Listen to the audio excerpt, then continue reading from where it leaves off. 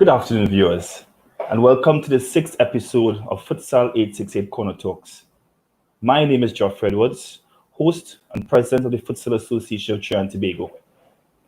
Futsal868 Corner Talks is a weekly online meetup series where global sporting professionals share their experience and perspective on the fastest growing indoor sport in the world, futsal. Our hope is that this platform sensitize and educate our viewers whilst you go to sport in TNT and the wider Caribbean region. Today, May 10th, we extend Happy Mother's Day greetings to all moms. As is written, a mother is she who can take the place of all others, but whose place no one else can take. I want to say to all mothers once again, Happy Mother's Day. In keeping with our May Matters series, today we speak futsal and sports science. Our panel includes three gentlemen who are Trinidad and Tobago nationals. I consider them the three musketeers of sports science in Trinidad and Tobago. First off, we have Mr. Trey Hart, a strength and conditioning officer at the Sport Company of Trinidad and Tobago, a sports scientist, and assistant coach at professional football club Cunipia FC. Good day, Mr. Hart. Hi, good day. Up next, we have Mr. Gregory Seale, a strength and conditioning coach and corrective exercise specialist.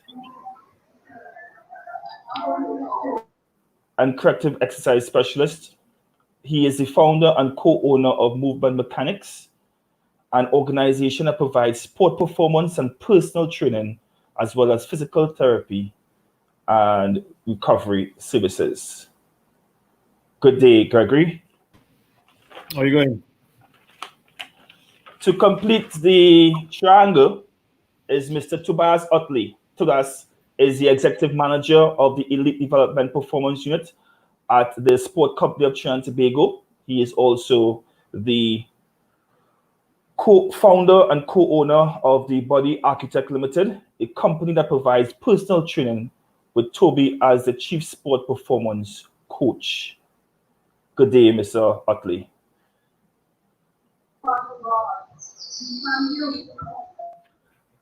So, good day, gentlemen. We want to say thank you very much for joining us on the Futsal868 Corner Talks. Before we go into the conversation, we would like our viewers, we would like to introduce our audience to the topic of sports science through this video. And Mr. Seals, I hope that you have a good laugh with it. Hi, my name is Gregory Seale, and this is Movement Mechanics.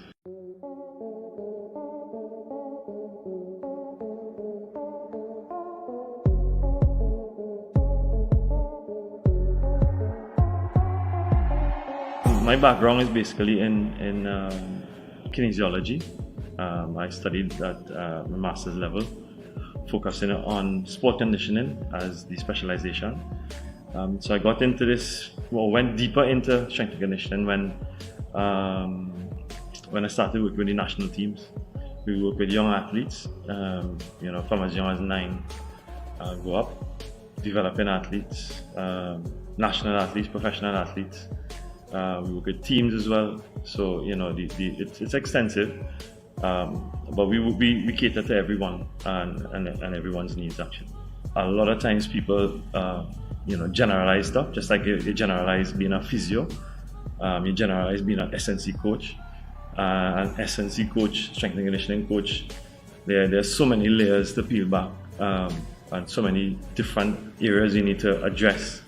When coming to the athlete, it is just not a cut and dry fitness regimen as you would deal with a regular person.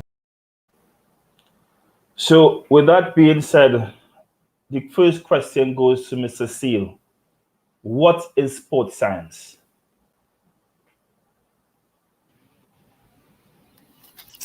Hi, everyone. Well, sports science is really the study of the healthy body in exercise.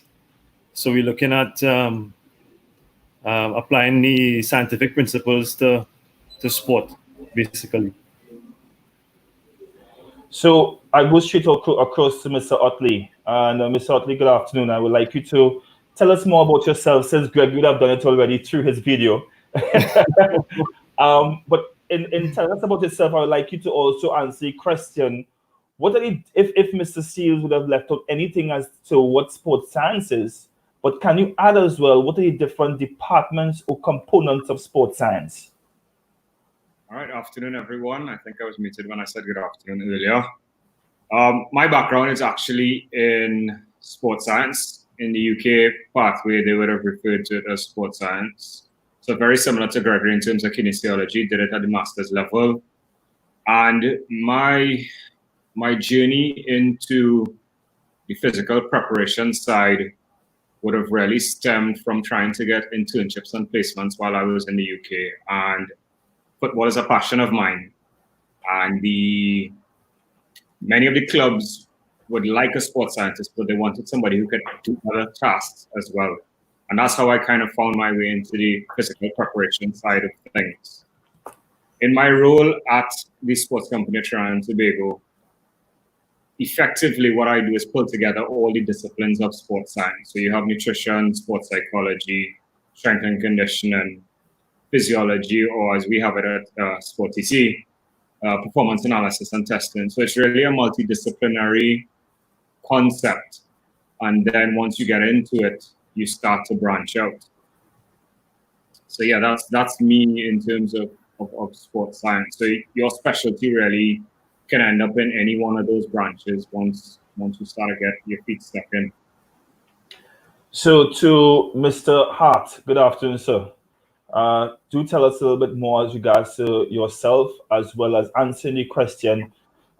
Given the fact that you went to UE Barbados, Cave Hill, and you also started a club at Sports Science, give us a little background as regards to yourself and the educational component of sports science. Hi, yes. Even though I went to Cave Hill, Barbados, I think they merged the two. So between Tobias, which was more based on sports science or more data analysis and collecting, along with Gregory Seale's portfolio, which is more strength and conditioning and actual performance. So it was a bit of mix and match in terms of like our educational background or my educational background. Following school, similar to what Tobias made mention in terms of the different avenues of sports science, I kind of ventured into every single one. So I have some background in nutrition, I have background in strength and conditioning, I have background in data analysis and testing as well. That was kind of because when I came to Trinidad, I wasn't sure which avenue I would have been able to have the biggest impact in. But thankfully now I was able to work with the sports company, so I kind of more focused towards strength and conditioning. Although while working with Cunipia FC, a pro league team, what I did there was create a sports science facility almost, in terms of they bought some testing mechanisms. So we use the Catapult GPS systems to monitor players and use that monitoring system in terms of how to get the best out of our players using sports science. So, gentlemen, it seems to some extent that sports science in Trinidad and Tobago and the Caribbean is still a green field. To Mr. Ottley, do you agree with that statement, with my assumptive statement? I'll jump in here. Sports science in itself is still a very green field, to use your terminology. It is growing. So by extension, we ourselves, although we've been applying sports science principles for a very long time, from a structured point of view, yes, I would agree with you on that statement. What are some of the myths of sports science that we in Trinidad and Tobago and the Caribbean that you would like to destroy this afternoon? What are some of the myths that really irks you and gets you all? Gregory? I can't say in terms of I mean, if you think of it, from just let me just pull back a little bit. I think it's because a lot of people don't know about it too much. What tends to happen is they classify the strength and conditioning coach, any sports science professional in the class of a regular gym instructor or trainer. So basically, you kind of have it across the board where we are all in one and all the same. But as I said as you would have heard in the video before, there's so many layers to this strength and conditioning one, which I'm heavily involved in, and the sports science background that it's just not a cut and dry profession. It's so deep layered and precise that that is what gets me. Because we need to have more education around what we as professionals provide and how we could best serve the country and the athletes that we take care of. So I really find that that you all have been a little bit modest. In my research for the show, I realized that there's a lot of information as regards to sports science, and I find you all have been a little bit modest. And it draws me to the question based on Gregory's answer to the previous question, whereby there's much more to sports science than meets the eye for the common folk. Because I may be going to the gym, I may join a boot camp, I may think that any trainer who is at any savannah, who have a group of people exercising, I could join them. So I really would like you all to share with our audience as regards a little more in terms of who you all are. What why should I use your services versus the man in the savannah? Mr. Ottley? I was afraid you'd pick me first. Well, if we take the science part of the word first and foremost, I would like to say, along with the other two panelists, we're very much data-driven, research-backed in our decision making. So there isn't a modality, there isn't something that we choose to do because it looks good. I think I can speak for the other gentleman. I said we would do our research, we would look into it, because there must be a logic behind what we do. Prior to the broadcast, you would have highlighted that you did your own research into futsal, which I know we'll get into later. But that alone would show you that there are elements to decision making in terms of physical preparation, in terms of tactics. So how do we maintain high intensity in whatever sport? How do we keep our players fresh? So there's definitely a lot, I feel, on a personal level, there's definitely a lot more thought and planning that goes into a session. And one of my mentors would have said to me very early on, anyone can make people tired. You could go on YouTube now and find a workout that'll get people tired. But is it part of a long-term plan? Is it part of a structured progression to get this person from point A to point B where they actually want to be? Getting an athlete through a season, getting an athlete prepared for a major tournament. Those sort of things are where I guess the gentleman with the sports science background here would start to separate themselves, to use your terminology, from the person in the savannah. That leads me to the follow-up question: is sports science only applicable to professional athletes? Trey, can you help us out with that one? Give me a good question there. In terms of sports science, I think Tobias hit the nail on the head. I think it's more than just about, okay, we're gonna give a program for every single athlete, no matter what sport they play and all these different things. But research and analysis and everything is data driven. So I think the same could be applied if you're focusing on, let's say, general population. In terms of the same concepts can be given to anybody, as opposed to, let's say, somebody trying to lose weight. If you look into us from a data-driven perspective, we know what type of exercise is more likely to provide a bigger energy expenditure, for instance. So yes, sports science is very applicable when you deal with professionals, because they can separate the professional from the semi-pro, but it can also be applicable to the general population. So in this COVID-19 pandemic lockdown, there were many persons, even organizations, who co-branded online fitness regimes. Even myself, I'm part of one. But there's something I learned as well, is that fitness is exercise over time, which goes back to what Mr. Ottley said. Anybody could get you tired. Yeah. What would you say to someone looking on as regards to using the services of you all as sports scientists compared to, again, I want to drive it home, compared to another individual who probably has better marketing ploy than you all are? What would you all say to those? Because as I said before, this COVID-19 we saw the push-up challenges. I shout out to my CIC brothers who we did some serious challenges there for the first week and two. I don't know what can happen after the 7th week, because men look like they fall off the wagon. But what would you say to someone who is looking on and they are part of a bootcamp session for the last 2 weeks and they want to continue, but they're seeing this program and they're saying, well, yeah, I feel I might take a try with these guys, you know. Gregory, with movement mechanics, tell us a little more. What would you say?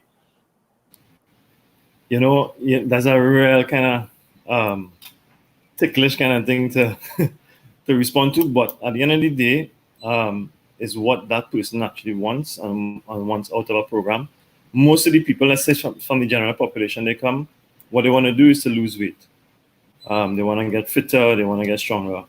Some of the times I hear a lot from people, especially ladies, and they want to get toned and they want, you know, it's more from the aesthetic perspective, which is fine. And you know, I don't, you know, shoot on that. But what I tend to do is to educate them in terms of a why, or why you're doing this and why. So even if you want to look good, you have to, your body has to be able to function properly for you to be able to do the exercises in order for you to reach your goal.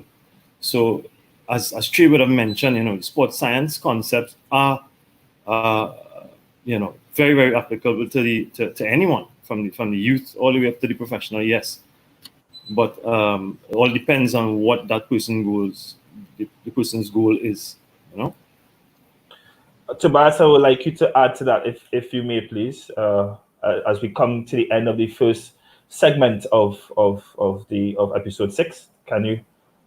So, something I've said to people before when because you know we have this habit in Trinidad of preparing for carnival or an event, you know, carnival body, summer body, etc. And when there's that phase in between, and you have clients who are still going at it, and someone asks them, well, why are you going so hard? I often say, life is the real Olympics. And, you know, just listening to the discussion there, that's really what jumps out at me in terms of being able to prepare people for the long haul. As Gregory would have stated, it's way more, for me especially, I definitely agree with Gregory. It's a lot about the why. You know, as he would have carefully alluded to, it's nice to work with people who want to lose weight, but the sports scientist in you wants to really explain it, wants to get into the nuts and bolts of why the program is designed how it is, why it is we've built in so much mobility into your program. You know, often I would find myself going into those conversations to explain to people why part of a session may not have been as exhausting as they would have expected. You know, so just to echo what both gentlemen have said, yes, we definitely apply those principles to everyone. But I feel like, you know, that's where the edge is for us, the real nuts and bolts. Life is an Olympics. I love that. A great way to end the first segment of the episode 6 of Futsal 868 Corner Talks. You are looking at Futsal and Sports Science. We want to say thank you very much. We'll be right back as we take a quick break.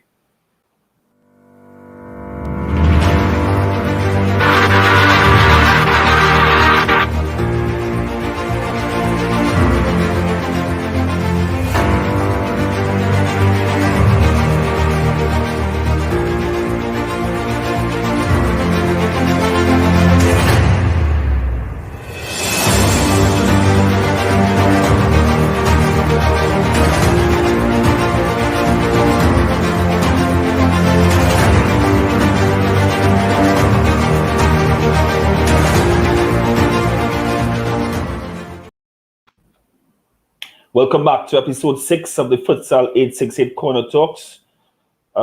This week we speak Futsal and Sports Science. We have with us Mr. Trey Hart, Mr. Tobias Ottley, and Mr. Gregory Seale. Before we continue, we have in our program a segment called Futsal 868 Fun Facts. And this will be interesting to all to note that this great defender, her name is Moenasha Mihals. She, at 14 years, 10 months, and 6 days, she became the youngest goal scorer at the 2018 Buenos Aires Youth Olympics, where she scored against Tonga in a 7-5 victory. It was very historic, noting that it was the first time that the sport of futsal was played at the Olympic movement. Of note as well is that Trinidad Tobago had the youngest team, futsal team in the female category of the Youth Olympics. We want to say shout out to Mo, as she's formally called, and continue to fly the flag high. She can represent us in Senegal if futsal is played at the movement, as well as a female futsal is there. So we want to say shout out to Mo. As we continue with our discussion, gentlemen, we want to go straight into the nuts and bolts. But before we do that, there's a video that we want to share with our audience. And sometimes I realize in the Caribbean, we have to see things from an international perspective for somebody to say, I get that. So let's take a look.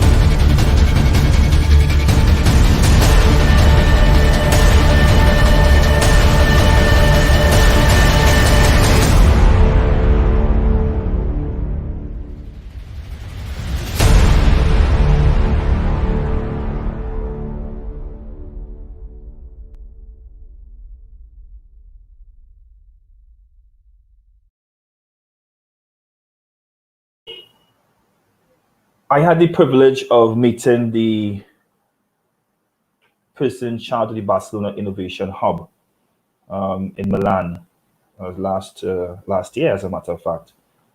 And one of the things about that video that really got to me is that many persons know Barcelona, the football side, but they do not know Barcelona, the sports club, with all that it encompasses and the club that serves an entire community. And looking at that video, one of the reasons why the producer, included that video in there is because we wanted to let a person understand that sports science does exactly that, serves sports. Trey, can you tell me, in your opinion, what came out to you in that video that you would like Trinidad and Tobago and the wider Caribbean region to be aware of? As I said before, sometimes hearing it and seeing it from an international perspective makes persons do the aha. Share with us.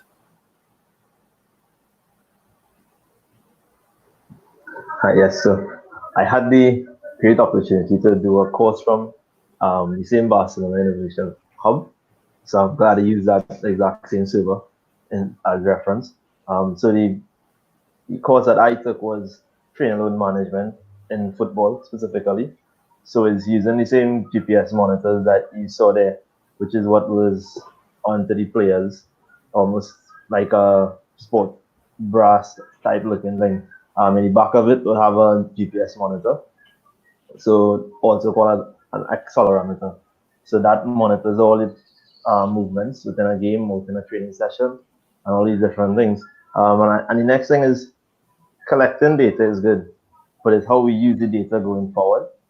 So one of the things you would have seen is them using the data, using the GPS monitors to see, okay, how much acceleration do you get within this specific drill?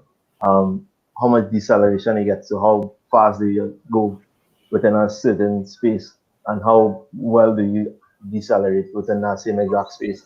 The purpose for that is really towards training periodization, which is a totally different dynamic to sports as well. That's one of the driving force behind data analysis and sports science and sports. So, Tobias, if I may ask, because we saw that there was a lot of the use of technology. Can you explain some more as regards the use of technology in the analysis of sport performance, especially where you sit in the sport company and having worked with national teams, both in terms of volleyball and also football? Technology is a great tool. It is a great asset. If anybody knows me on a personal level, I love a gadget. It's something my staff would laugh at a lot. I believe that there's a lot of technology that we can be using and we do try to implement, but it must be in line with the capacities of your staff. So without the correct abilities, it doesn't make sense acquiring technology that you don't have the ability to actually make use of the data that's put out. So as Trey would have said, GPS is very good for training load management. It's good for periodization and training planning and understanding how to prepare your athletes, the demands of the sport. What jumped out to me in that video as well, I did my undergrad thesis on time motion analysis in field hockey. And that was driven by a desire to understand, and if I be honest, to almost counteract the training methodologies that I was being exposed to at that time as someone who was in the training program for the national field hockey team. There was a lot of high volume running that I could not understand. It was defeating me, my understanding of the sport. And all the research that I got access to that was comparable to field hockey was actually from football. And it was similar to what you would have seen in the video where they would have spoken about the distance, the velocity, and so on. I mean, if I did not do that project, I would never have considered that in a field hockey match, somebody who was playing as a midfielder could actually change direction as much as 400 times in a match, which automatically changes the outlook on programs such as agility. We at the sports company try to incorporate technology where possible. And I would continue to encourage use of technology, but within reason, within capacity, because at the end of the day, as you would have said, we're here to serve a sport, and we're not here to dictate what the sport does. So a coach would let us know where they are having issues. As the person with that eye, we would come in and say where we think are the potential gaps that relate to that issue. And then we harness the technology to solve the problem. At the end of the day, we're in the business of solving performance problems. Gregory, how does your job as a sports scientist affect a coach's first and an individual decision making? Well, first, from the coach's perspective, I think what we need to also understand from our field is that we do have challenges, in terms of the communication with coaches, with regards to information that from a like load management, especially. We see that a lot in this field, where there's a lot of high volume work without any true reasoning behind why actually doing it. But like in my practice, what I have to do a lot is have a lot of good communication between the athlete, him or herself, because what tends to happen is that I'm not in full communication with the coach all the time. So I have to understand from the athlete perspective how that is, how the session the day before is affecting the athlete, how the sessions early in the week has affected the athlete, if I'm seeing the athlete later on in the week. So all these things are very important. But in the absence of technology, I want to mention there are subjective measures that you can get information from the athletes, so that you can actually guide your programming. So even if you're up and coming sports science professional, and you don't have access to the technology, there is the option of subjective measures. Looking at your rate of perceived exertion. You're looking at testing a vertical jump with a chalk on a wall. Let's say every Monday you see the athlete. So the different little measures you can do to get the best out of the athlete. Trey, if I may ask, sports injuries. How does sports science assist in the diagnosis and treatment of injuries? And that's another thing. It goes back to what we mentioned in the first segment. A lot of times, you hear persons talk about shin splints, especially when it is you go and you beat up your body in the savannah to get yourself ready for carnival. How does sports science help you all as regards to sport injuries?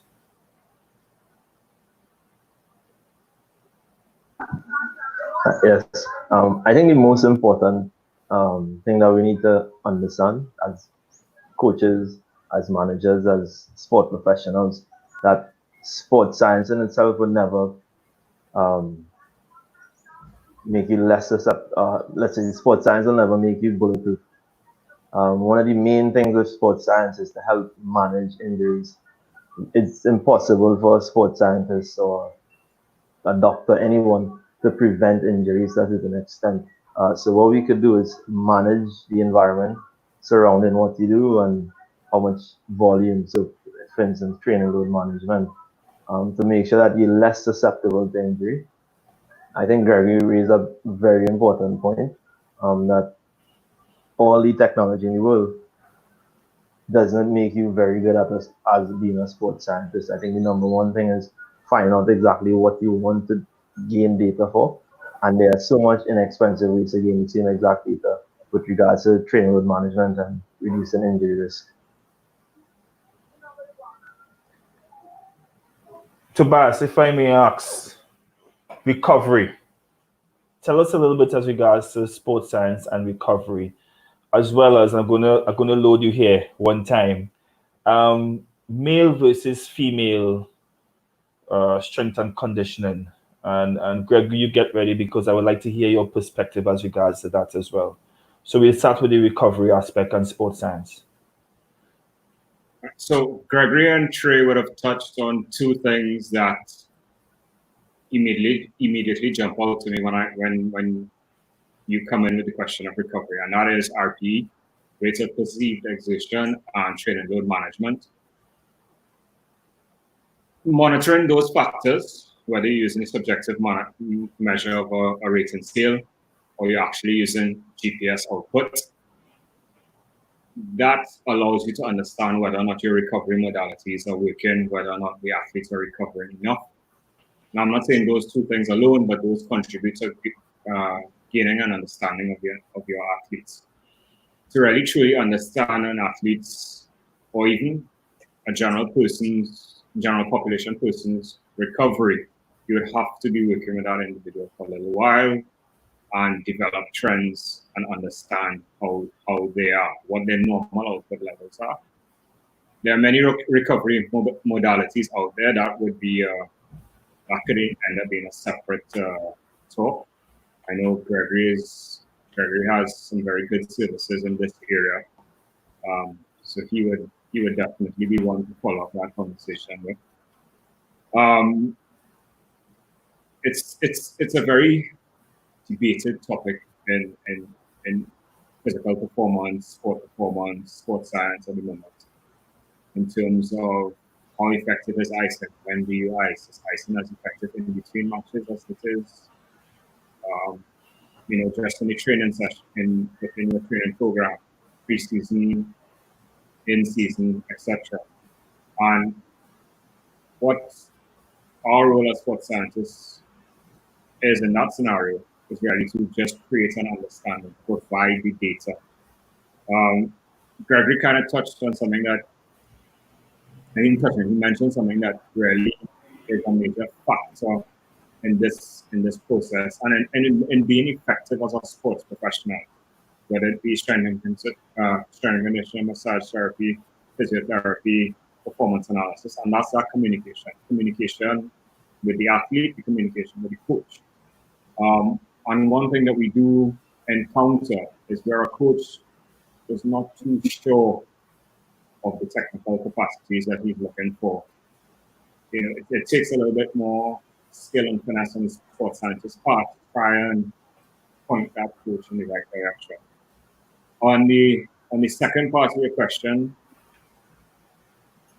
that is something that we have to definitely be aware of and understand in terms of different physical capacities, force outputs, injury trends, understanding the difference in the Q angle and how that might affect the force output and the increased likelihood that the female athlete may have an ACL injury over the male athlete. Not that one is more, or should I say, less susceptible than the other, but there are trends that are out there. And as a sports scientist, those are things that you help inform.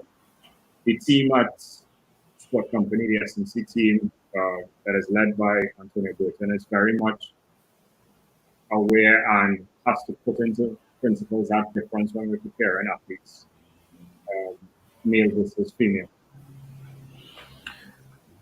So we jump straight into Greg. Gregos, tell us a little more as regards to your experience with male versus female strength and conditioning techniques that you would use.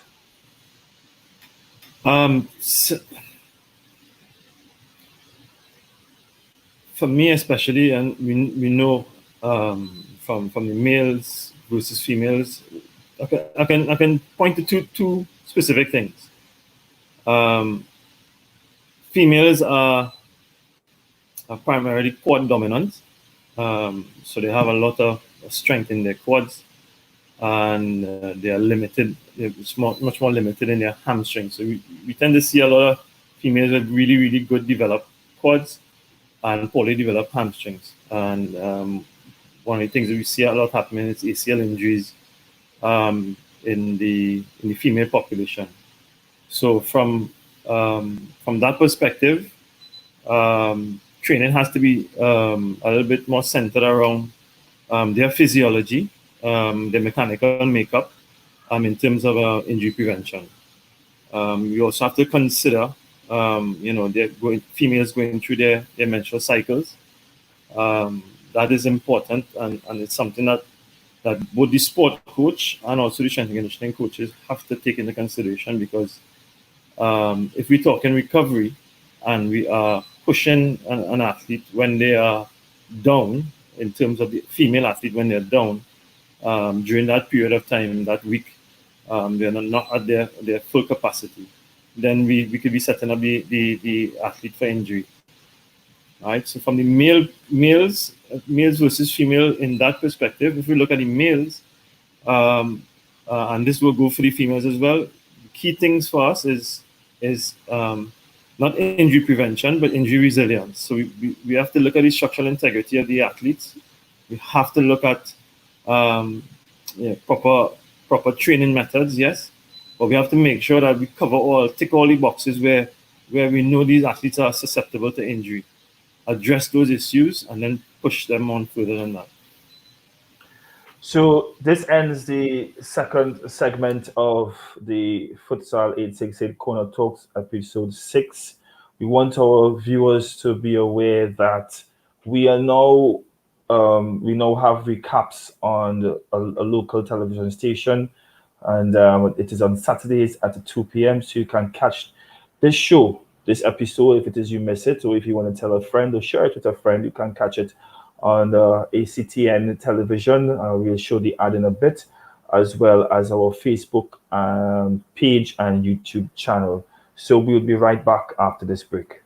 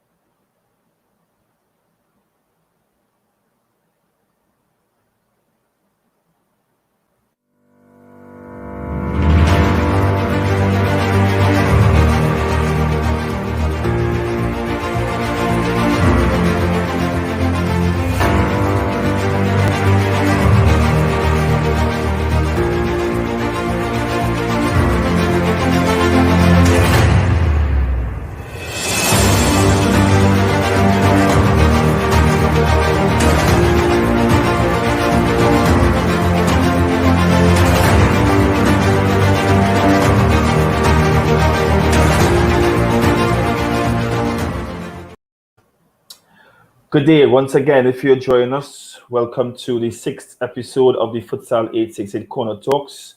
Today we speak futsal and sports science. In this segment, we dive more into specifically futsal and sports science, where we have Mr. Trey Hart, Tobias Ottley, and Gregory Seale, who's going to help us understand and unlock as regards to what they can do for the futsal community in Trinidad Tobago and the Caribbean. So, gentlemen, I'm gonna before we delve into this segment, I really want to be able to highlight, because some people look at the Barcelona video. I got some messages and they will also hype. Wow, that real exciting, boy! But I just want to be able to showcase some things that are very short clips of what the trainer of the men's national futsal team, Mr. Marvin Drix, has been doing with the team. Noting that last week we saw that there's some old videos that was going on social media. WhatsApp has been passing from hand to hand as regards to Messi doing some pre-season training on the sand using the beach soccer facility at Barcelona. But we do that in Trinidad here. Take a look. Let me go, Serrano.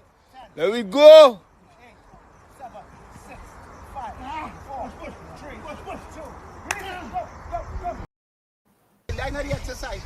Let me go. Shoot your legs out. Come on, let's go. Come on. Let me go. Come on, 10 more. 10 Sand burpees. 10 more. Let me go, Randy. Let me go. Backward. Backward. Forward. Backward. Press. Lovely. Side, low, change. Good. Yeah, we had to big up our own sometimes, eh? So we want to say thanks to Mr. Marvin Drix and also our equipment manager, Stephen Bernard, who was the voice behind the video, just to showcase to the Trinidad Tobago and the wider Caribbean region what it is we here in Trinidad Tobago has been doing as regards to the futsal national team in their preparation for the CONCACAF futsal qualifiers, which will take place at a date to be confirmed. As we dive into futsal specific, we didn't speak as regards. There's one question that we didn't speak in the last segment. I'm going to bring across here, but I'm also going to bring it across here from a futsal specific point of view. How do you all see virtual reality and augmented reality improving the sports program? And I will push that question to you, Tobias, and then we go, as I said before, into more specific futsal related. So at a conference that I went to last year, November, I looked at a presentation from a Finnish company where they're actually using VR to help with pattern recognition, which helps a lot with reflexes and reacting in the scenario and decision making. So this is where you start to get your interaction from your sports psychology, your performance analysis, the S&C, and your technical all starting to interact to solve the same problem. So VR, I think, is going to be a big part in terms of potentially replacing or supplementing what we do as video sessions at the moment and having players immerse themselves in very situation realistic scenarios and starting to see patterns through repetition. And I think that really excites me from the ability to improve the capacity of players when you start to really get into the fine details. You know, and to me, that's one of the exciting things when you're on the science side of the field. You're really looking for those little things that you can put in to help. As I love to express to coaches, especially when we as a team meet with a coach for the first time in my unit, is that we are just tools in your toolbox. And I think that's one of the things that I would love for coaches, especially in the local sporting ecosystem, to take away from this discussion. We are not here to inform you how to do your job. We're here to assist you, as I would have said before, in solving a problem. So, Gregory, being part of Movement Mechanics deals with, you'll do a lot of work with the grassroots. And I would like us to speak as regards to futsal. Now, in having a discussion with Tobias last year, or was it earlier this year, sometime ago, he was speaking that kids below the age of 11, 12 should be more involved in multi-sport. I would like you to tell us, how do you think a futsal youngster from the grassroots area and coaches should be more involved from a strength and condition standpoint to get themselves a part of the sport?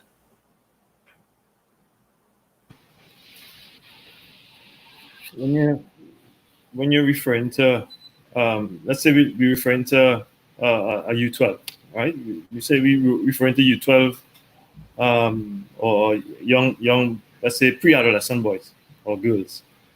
And I think the key thing is, as I mentioned earlier in that comment, early specialization is a kind of a sore spot for myself, and I'm pretty sure for Trey and Tobias as well, because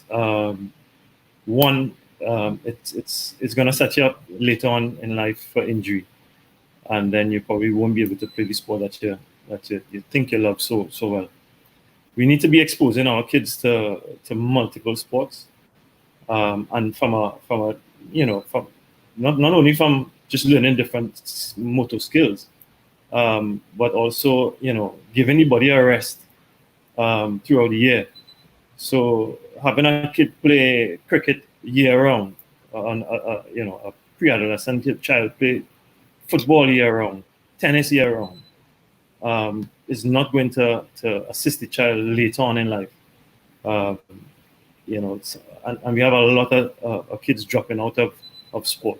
Now, if with regards to futsal, and I always say futsal football is almost a very almost complete sport in terms of, the acceleration, decelerations, the jumping, the stop start, change of direction. There's so many components in there that you can actually develop the child on a neuromuscular level on an early stage, and obviously introduce other sports to the child as well. Trey, I'm not going to leave you out, but I want to go back to Tobias, and I'll tell you why, and I'll tell our audience why. It's because we at our meeting when we met with Tobias to introduce the Futsal 868 Youth Academy. It was very interesting that Tobias told us, Geoffrey, I really think that the kids should be involved in multi-sport. So he also mentioned training with music. Tobias, can you express some more? Can you share with parents, with the grassroots coaches, with even persons who are listening or who may have a little brother or little sister, why those two aspects are important to you and important to anybody else who will be listening on? So, I know I was off camera, but I was nodding a lot when Greg was speaking because I think he definitely hit the nail on the head in terms of how complete futsal is in terms of the different facets that it taps into to be able to be effective at the sport. I would have brought up the music conversation with you from a coordination point of view. One of the things that we see when athletes come, that sort of 14, 15 go up, is that due to the lack of play and general PE that we traditionally had, we find that coordination actually is a lacking element. And I mean, Gregory and Trey would most probably agree that that's something that you almost have to coach as well as everything else in terms of your strength and conditioning preparation for athletes, regardless of whatever movement sport they're playing. And then there are the other studies of music and music tapping into your brain, etc. But that discussion is definitely a coordination discussion where you find that athletes don't move well. I also would have mentioned that from my time both with field hockey and football, one thing that you would hear about the Trinidad Tobago athletes is that we have a natural rhythm to us, right? And that needs to be harnessed and then combined with the technical and the speed and the explosivity, etc. And I think that all-round nature is what really helps the athlete to be complete. I'm sure the other panelists, yourself, Geoffrey, people listening, watching at home now, can think of people who they know were really good at whatever their movement sport was, and outside of the sport, they were very well coordinated. They could play another sport. They were almost frustratingly well-rounded. For those people who are watching the Last Dance series, and remembering that Michael Jordan spent that little time in baseball, and regardless of whether or not you think it was a successful time, there was still a certain level that he was able to achieve. There was talk about both. He spent a little time at Dortmund with the football. There's talk of him going to long jump and other things. So, that conversation really begins to expand when you look at, successful athlete models. So Trey, is your turn. We're going a little deeper again into futsal and looking at football versus futsal. and I came across an interesting read, and I want to share this with yourself and the audience, and tell me if it is you all agree or disagree. As regards to, it comes from Mr. Malcolm et al., where it says a futsal player needs to have a great capacity of intermittent endurance, repeated sprint ability, and leg power. Can you shed some more specific light as regards to that? Hi, yes. The whole topic surrounding football versus futsal is it's a bit tricky, but as we alluded to from the start of the segment, that what we do is we are data driven, so we need to understand the differences in order to train for the specific sport a little bit better, or to train the person, the individual, a little bit better. Um, Based on the study or the quote from the study, um, yes, I agree with it. To say that it's more that a futsal player need to focus on it a little bit more or a little bit greater than a footballer, I think that's a different topic. But the facts of a football versus futsal would be the biggest one would be the dimensions. A futsal field is probably this is not specific or accurate scientific study, but I was reading at one point in time, and it was about 1/8 of an entire football field. So what that means is the movement's going to be a little bit different. So from transition, it's a lot faster in transition, whereas in terms of a footballer, from attack to defense, you're probably going to run, let's say, 50 meters on average, depending if you're a midfielder. Whereas from a futsal perspective, the minute you move from attack to defense, you probably have less than a second to react. And it's more, how do you say, purposeful movement in terms of every movement count. So I think that's the main difference, because you're going to have a lot more acceleration, deceleration, just based on the space that you're playing in. I would like you all to share with us in terms of agility. As a matter of fact, before we go to agility, I would like us to share with us in terms of training adaptations as regards to a futsal player when you're talking about resistance training and velocity training, as we saw with Mr. Drix from the national futsal head trainer. He has been using the sand. What are your thoughts as regards to the adaptations of the training regimen for futsal in relation to football? Gregory? Well, I mean, if you're gonna play futsal, you have to, most of your training has to be done on a futsal court. So adding in the sand could be a very good change in terms of the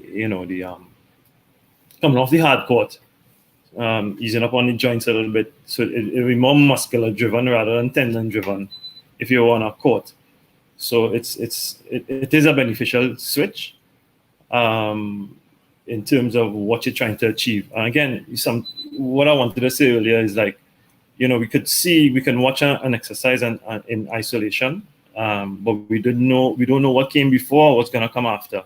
So it's really, really hard to kind of predict, if that particular thing is good or not. But from the standpoint of changing the surfaces, ever so often, just to save on the joints. To Tobias, can you express to us how you see futsal in terms of agility? Where do you see any difference as regards to that component to football? So you're looking at, as Gregory would have alluded to, the futsal surface. Everybody, including yourself, would have alluded to the change in dimensions of the court. And one of the things about the sport, as Trey would have mentioned, is the increased number of acceleration and deceleration moments. The change of direction, I would look at in a courted space would increase over a football field, because your angles are now cut. In your passing angles, your playing angles have now changed. So now you're gonna have to work on those components of agility in order to be able to improve not only how you cover the court, but your ability to play the ball or defend against someone playing the ball. So I think it's definitely going to be a high component.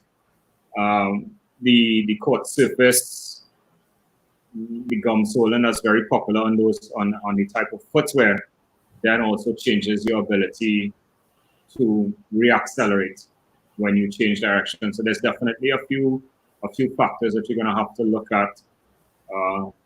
It's a very nice, if I continue to use the phrase I've been using for the entire show, it's a very nice problem to solve. It's said that futsal players experience fatigue as the game progresses due to the high intensity nature of the game and the repeated maximal sprint efforts required. Thoughts on that, Trey?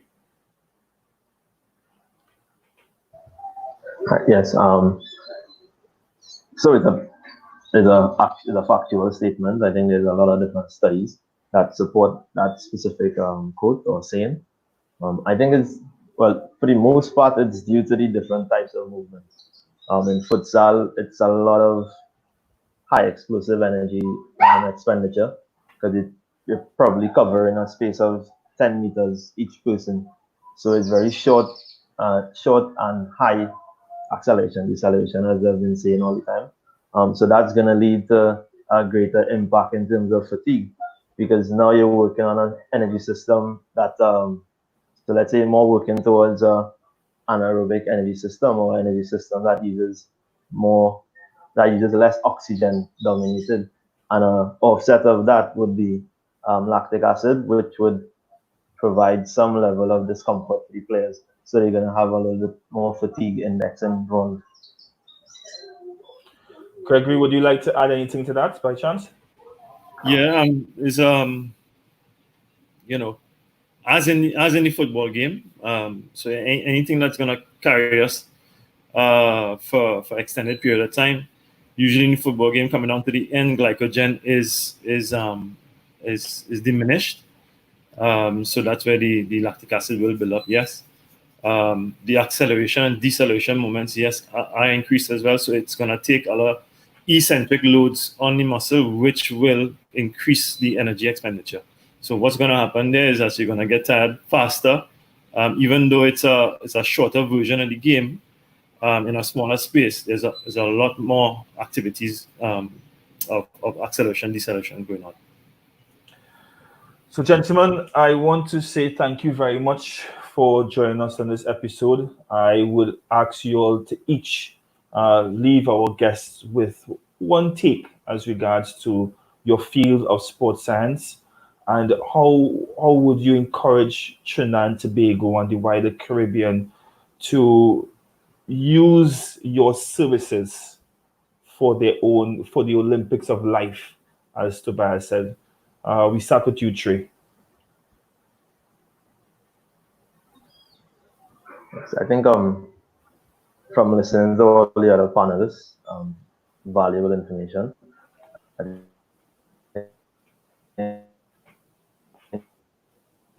One thing that most perspective, as Tobias used, and also Gregory, which is learning how to move properly. I think before we look into any other facets of sports in terms of trying to get faster or trying to cover as much space as possible, the most important thing is, can you move properly? I think that was one of the major points with regards to agility and futsal, that you might have a good player playing football, but when you put him into a futsal perspective, he might be a little bit, lethargic in terms of his movements, because now you're focusing on his movement pattern is going to show up a little bit greater. So I think in order to be good in any sport, the first thing that needs to be looked at would be movement patterns, which would also relate to coordination. To Gregory? I would say, to the people looking on in terms of sports science as it relates to sport, and just the wider general population. The key thing here is for me is understanding what your goals are, assessing where you're at, and then making creating a plan to go forward. And that is going to be key in any successful program that you need to employ in order to fulfill your goals. So regardless of sport, the key message here is to get the good information. Don't do what's popular, but just do what's right. Tobias?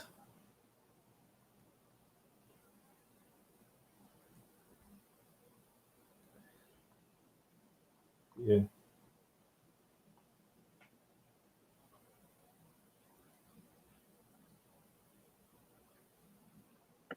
Sorry about that. Thanks, Trey. Similar to Gregory, just kind of my take on it. If you've picked up any personal development books, websites, pages in this time, in this stay-at-home order, many of them would refer to figuring out your why. And from a sports science point of view, I think the strength is helping you understand your why in terms of why your performance isn't where it is, why we can help you get there. And as Gregory rightfully said, helping you to get the right plan, doing what's right, not what's popular. I think that's definitely where the strength would lie in terms of somebody with that type of background getting you where you want to be. So, gentlemen, we want to say on behalf of the Futsal Association of Trinidad Tobago, thank you very much for taking your Sunday afternoon with us to being a part of the Futsal 868 Corner Talks, episode 6, where we spoke sports science. We hope that all persons who viewed the show or who are going to view it would be even much more knowledgeable as regards to why it is they should really use professionals, educated, experienced professionals, and not the persons who have a great marketing ploy as regards to getting yourself involved in sports. As regards to futsal, we want to say thank you very much, especially to all three gentlemen. Gregory has been a great friend to the association. He assisted us in terms of recovery sessions at Movement Mechanics. Tobias have given us the services of Miss Atonia Burton in preparation for the girls to Argentina. And both the gentlemen have continued to support the association. So on behalf of us as a family, I want to say thank you very much. And we welcome Trey to the fold. And again, thank you, gentlemen, for spending time with us. And to your mothers, we wish them a happy Mother's Day. And to all a great afternoon. So with that being said, we want to say thank you very much to one and all. We want to let you all know that next week we speak futsal and sports law, where we have with us TNT-born sports lawyer, Mr. J. Tyrone Marcus, and Swiss sports lawyer, Mr. Roy Levi, where we speak as regards to the case study unpaid football player, or in this case, unpaid futsal player.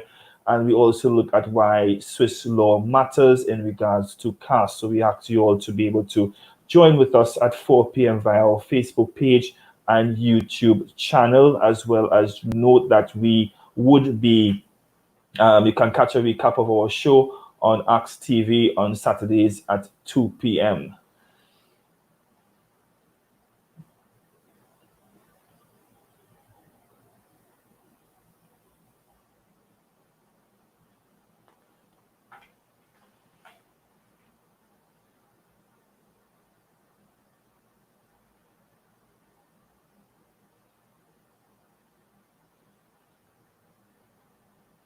I cannot finish this segment without first and foremost saying To our friend in Liberia, thanks for viewing.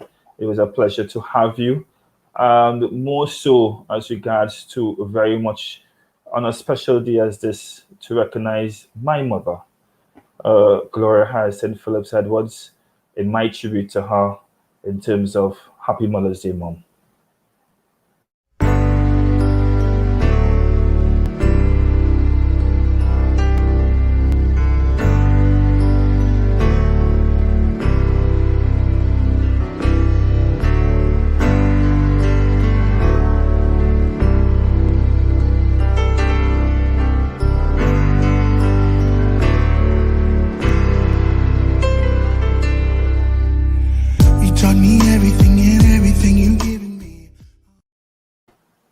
So that's with another episode of Futsal 868 Corner Talks. To have a good afternoon.